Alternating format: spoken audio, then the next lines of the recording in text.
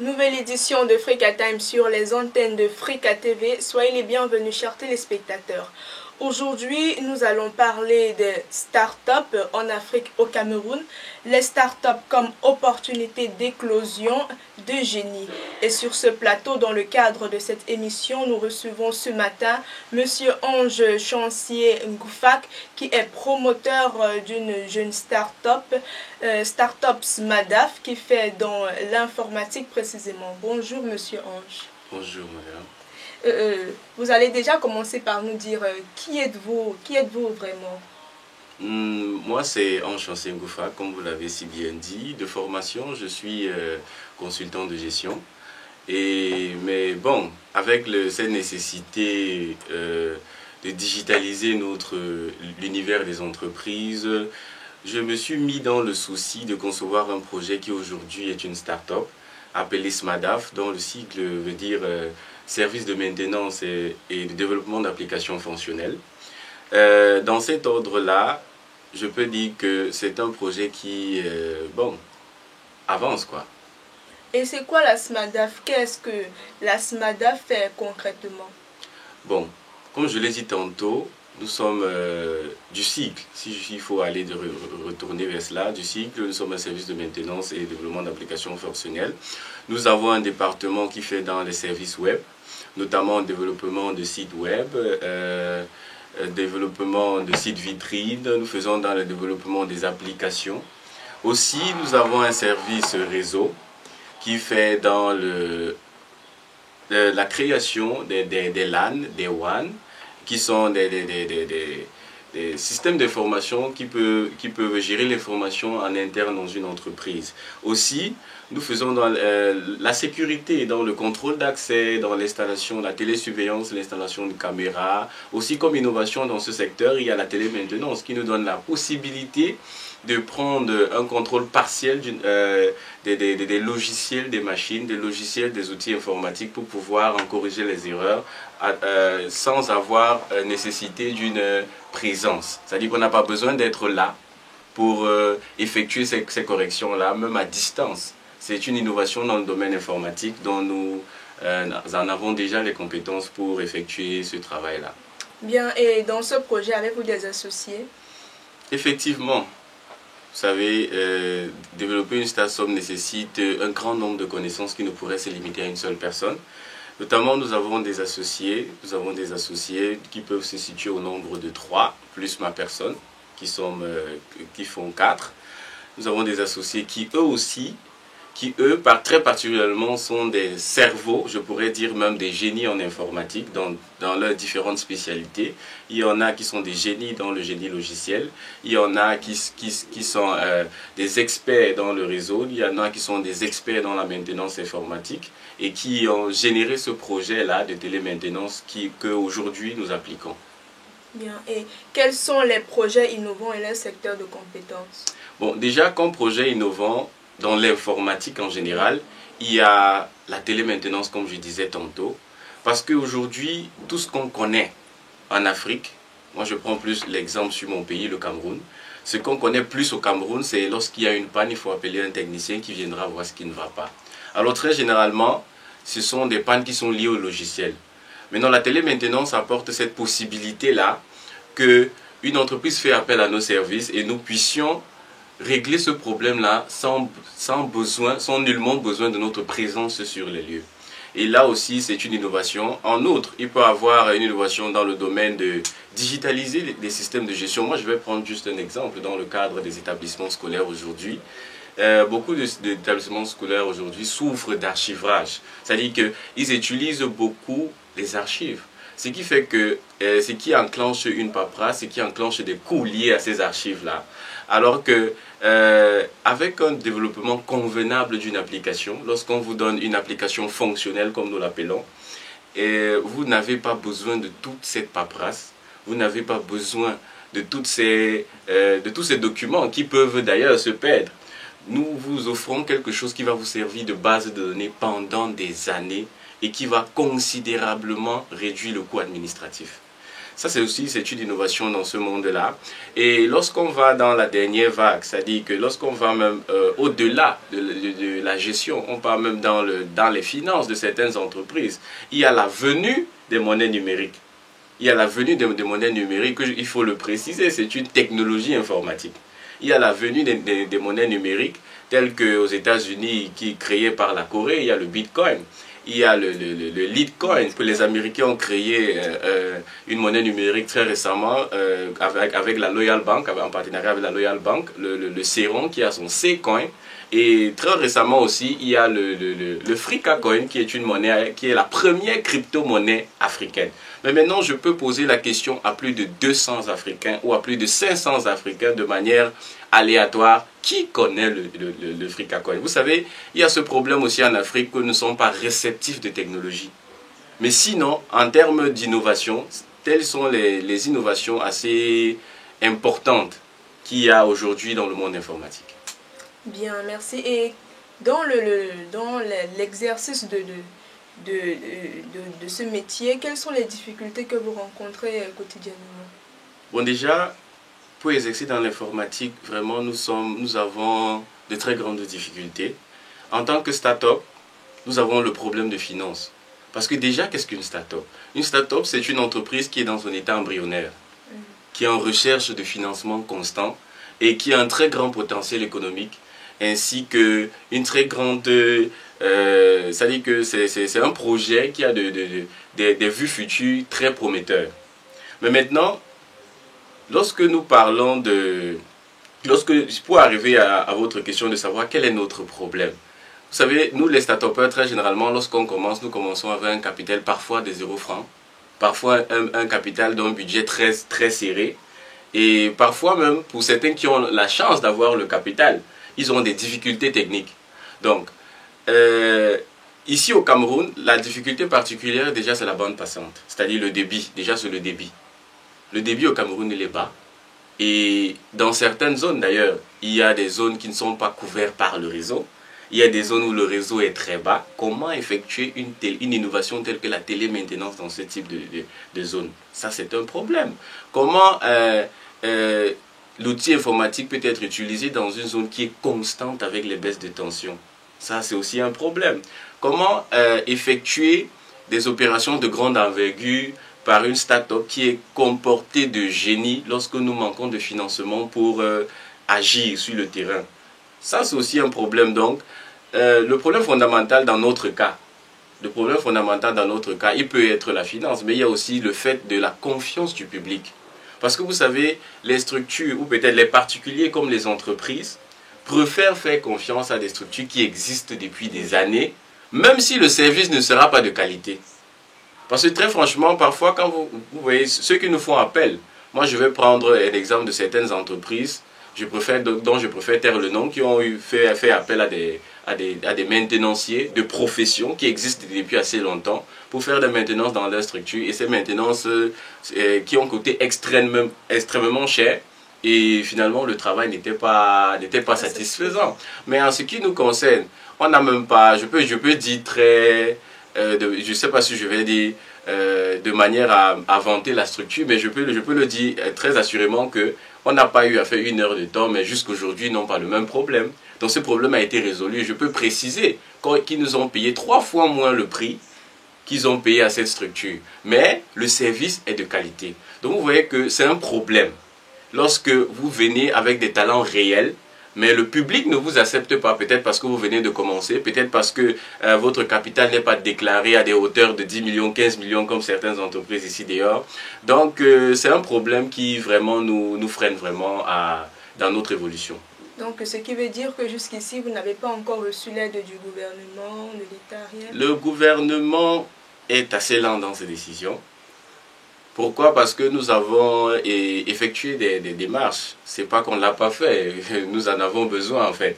On a effectué des démarches qui n'aboutissent pas, mais on ne va pas se lésigner, on ne va pas abandonner nos tâches, on ne va pas abandonner notre génie, on ne va pas abandonner notre savoir-faire parce que le gouvernement ne nous assiste pas. Il faut bien que la vie continue. Nous procédons, nous évoluons. C'est vrai que du côté du côté public, nous avons certaines offres qui servent aussi d'assistance, que ce soit matériel ou financier, qui nous permettent aussi d'évoluer de jour en jour, comme nous le faisons actuellement. Bien, avez-vous déjà, y a-t-il des rencontres qui vous ont permis de montrer votre savoir-faire au public, des conférences par exemple? Pour le moment, je peux dire que nous avons eu une rencontre avec certains chefs d'établissement où nous avons eu l'occasion d'exposer notre savoir-faire en ce qui concerne la conception logicielle pour mieux gérer leur établissement. C'est vrai qu'ils n'ont pas été très réceptifs. Ils n'ont pas été très réceptifs, comme d'ailleurs beaucoup d'Africains ne sont pas très réceptifs en ce qui concerne la technologie.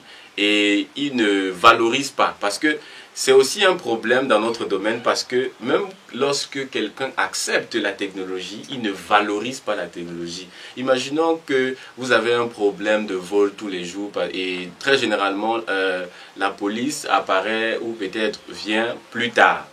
Il vous fait un système d'alarme de façon à ce que même si les autorités n'interviennent pas à l'heure, la population doit être alertée. Lorsque quelqu'un vient et demande un système d'alarme assez conséquent et assez lourd en termes d'investissement et vous donne un prix qui ne vaut même pas les 60% du prix du matériel, vraiment on a l'impression d'être insulté sur le terrain. Pourtant, c'est juste que cette personne ne connaît pas la valeur du service qu'il demande. Il ne connaît pas la valeur de la technologie qu'il est en train de demander. Et c'est aussi un problème en ce qui nous concerne. Mais néanmoins, nous avons eu cet espace-là pour exposer notre savoir-faire. Et nous aurons aussi à nous concerter avec d'autres start-upers. Parce que les start-upers entre nous, s'il faut que je le dise, entre nous on se connaît. Parce que je peux faire dans quelque chose et toi tu fais dans le complémentaire. Donc dans ces cas-là, parfois on peut négocier sous un travail de sous-traitance de l'un vers l'autre. Et dans d'autres cas même, on peut fusionner pour faire un projet qui constituera une nouvelle start-up qui a des projets plus vers la SAR qu'autre chose. Bien, et quels sont vos projets à venir?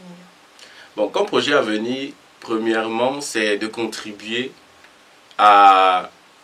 au développement de cette ère-ci, de cette ère numérique digitale qui est en train d'arriver, qui est même d'ailleurs déjà là. C'est juste qu'en Afrique, il n'est pas encore enraciné, mais qui est d'ailleurs déjà là. Si je peux déjà, au travers de cette structure SMADAF-là, impacter déjà la population camerounaise, impacter le Cameroun en particulier, pourquoi pas l'Afrique en général, au travers des créations, des innovations technologiques qui permettront à beaucoup d'entreprises de faciliter le système de gestion, aussi faciliter le système comptable, faciliter le système de paiement, pourquoi pas. Alors là aussi, je peux dire que je serais un peu plus satisfait. Et au niveau de la technologie ou des transferts de la technologie, est-ce que tout baigne? Au niveau de la technologie et de ces transferts, dans le domaine africain pour commencer, on n'est pas très réceptif. Comme je disais, on n'est pas très réceptif. Alors que normalement, on devrait... Déjà, s'il faut entrer dans ce domaine-là, je vais commencer par dire que les systèmes d'administration qui sont utilisés en Afrique ont été copiés aux Occidentaux. Que ce soit le mode opératoire administratif que nous avons ici en Afrique ont été copiés aux Occidentaux. Et avec cette ère numérique digitale, on ne peut plus se permettre de copier ou de se limiter à copier. Il va falloir innover, il va falloir créer, parce que ça peut susciter une certaine peur aux administrateurs de dire il va falloir qu'on digitalise l'entreprise, ça va limiter le personnel. Au contraire, ce personnel gagne en expérience parce qu'aujourd'hui, toi le comptable qui connaît tes cahiers, qui connaît tes journaux, comme on les appelle, qui connaît tes cahiers, qui connaît tes comptes et tout le reste, quand on informatise tout ça, tu gagnes en expérience. Il y a beaucoup de choses que tu gagnes. Tu es formé parce que parce que généralement, c'est ainsi, il faut entrer dans l'ancienne école. L'ancienne école en comptabilité, très peu connaissent l'outil informatique. Mais aujourd'hui, la plupart des comptables modernes sont je ne sais pas si je vais dire, sont des têtes en informatique, s'il faut le dire de cette façon-là. Donc, sinon, je ne vois pas pourquoi la réticence des Africains dans ce domaine. Donc, le transfert de la technologie, il est bien reçu. dans certains domaines que dans d'autres. Dans le domaine administratif, je ne peux pas dire qu'il est très bien reçu parce que ça va un peu dans tous les sens. Ça va un peu dans tous les sens parce qu'il y a conflit d'intérêts à un certain niveau. Mais dans le domaine informel, on peut dire que c'est déjà très bien. Ça va très vite parce que plus rien ne se fait dans le secret, ça c'est déjà une chose. Plus rien ne se fait dans le secret, que ce soit des petits actes de vol dans les quartiers, au grand détournement des fonds dans le pays. On voit que tout est médiatisé au jour d'aujourd'hui. Donc du côté informel, ça passe, mais du côté administratif, c'est un peu, ça traîne un peu le pas. Mais sinon, tout va bien. Et vous avez la ferme conviction que ce secteur soit un maillon très fort pour le développement de l'économie africaine? Sans nul doute. Sinon, oui. Quelles sont donc les stratégies que l'Afrique peut adopter pour faire prospérer ce Déjà, secteur? les gouvernements doivent encourager les innovations. Vraiment, j'apprécie la politique de mon pays dans lequel une start-up ou une salle, lors de sa création, se retrouve exonérée de 2 années d'impôts ou de taxes.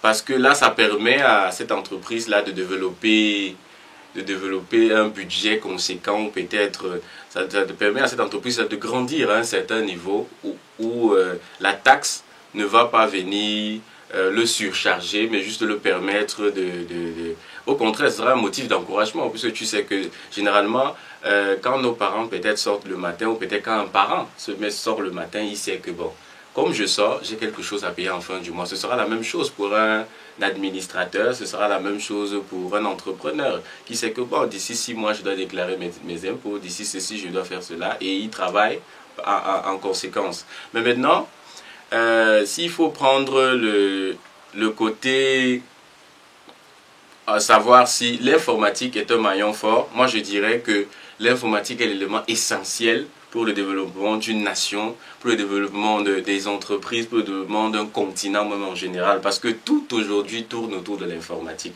que ce soit pour la communication, que ce soit même pour les paiements, parce que si on parle déjà de l'avenue d'une monnaie numérique, c'est l'avenue d'une monnaie informatique. Donc là déjà, on parle déjà de la possibilité de faire des achats avec l'informatique. Parce que dis que tu fais un achat avec une monnaie numérique, tu fais des achats avec l'informatique. C'est donner la possibilité de gérer des comptes en banque via des téléphones portables dont les transactions ne sauraient traîner. C'est gérer beaucoup de problèmes liés au délai de paiement, beaucoup de problèmes liés à la comptabilité. En fait, l'informatique, pour moi, aujourd'hui, est plus qu'important qu'autre chose. Et vous, dans la peau d'un start-upper, pensez-vous qu'un start-upper peut vivre essentiellement de son savoir-faire? D'une part, je dirais oui, d'une autre non. Dans le cadre où ce start-upper a toutes les conditions réunies, par toutes les conditions réunies, c'est la compétence technique d'abord, et ensuite l'apport financier, il ne peut que vivre de son savoir-faire. Mais maintenant, dans notre cadre, quand je dis notre cas, je parle du concept africain. Non, le concept africain où la majorité ou 90% des start-upers sont des génies ou sont des génies à devenir, commencent avec un budget soit très serré ou parfois au capital de 0 francs. Ces start-upers sacrifient plus dans les débuts qu'autre chose. C'est-à-dire parfois vous vous retrouvez à faire des services de valeur peut-être de 200 000 à 50 000 francs, on ne peut pas dire que tu vis de ton travail. Quand tu fais un travail de 300 000 à 50 000 francs juste parce que tu veux avoir la confiance de cette entreprise-là, juste parce que tu veux lui faire une faveur, juste parce que tu veux faire connaître ta start-up. C'est le cas de presque toutes les start-up au Cameroun, comme dans beaucoup de pays en Afrique. Parce que lorsque les gens vous approchent, ils vous approchent avec cet esprit de test. Pas en réalité parce qu'ils veulent un service de vous, mais ils s'approchent avec un esprit de test. Et on ne peut pas vraiment payer quelqu'un pour un test comme si on le payait vraiment. Donc on ne peut pas vraiment dire que les start-upers vivent pleinement de leur travail, sauf si toutes les conditions sont réunies, comme je disais tantôt, parce que parmi ces conditions-là, j'ai parlé de la compétence technique, j'ai parlé de l'apport financier. Maintenant, si ces éléments-là sont réunis, là, on peut dire que le start-up va vivre de son travail. Parce qu'au début, parfois même certains matériaux, vous n'en avez pas.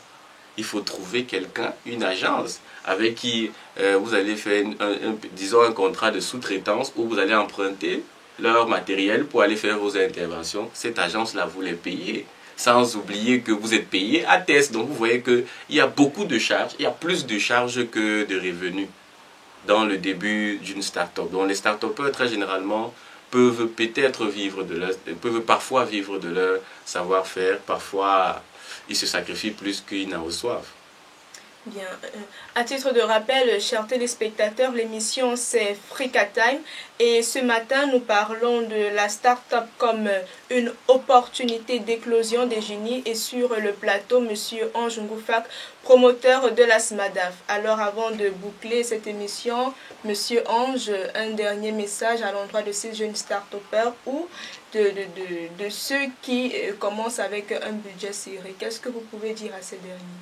Bon, déjà, si je pourrais leur dire quelque chose, je puis leur dire qu'il faut tenir bon, parce que vraiment, commencer une start-up, vraiment, c'est comme commencer un chantier, à différence que vous n'avez même pas l'argent de la fondation.